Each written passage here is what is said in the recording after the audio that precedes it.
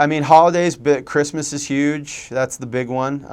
You know, and in Venezuela, as it is in most other, you know, Latin American countries, Semana Santa is the big one. The week leading up to Easter may be the biggest one of all. You know, usually in all those Venezuelan towns, Semana Santa is a huge deal.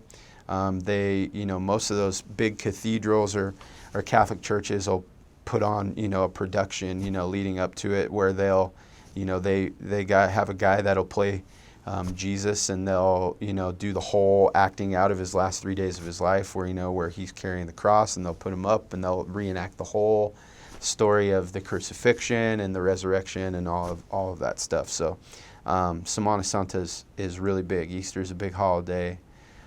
Christmas, it's usually food. So and they make these things called ayacas, which are like Mexican tamales, but you throw a little, like they throw an olive in there and raisin. It's kind of weird stuff, but you know, good.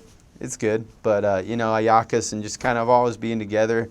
It's more of I think Christmas is good down there. I really enjoyed it because it's not as commercialized. It's just more of a, you know, it's a religious holiday. You may get a gift or two, you know, if you're lucky, but it's really about, you know, celebrating what Christmas is all about. New Year's is big. We weren't allowed to leave the apartment New Year's because of the joyful celebrations that would be that would be going on at New Year's. But like I said before, you know, it seemed like any reason to celebrate that they would.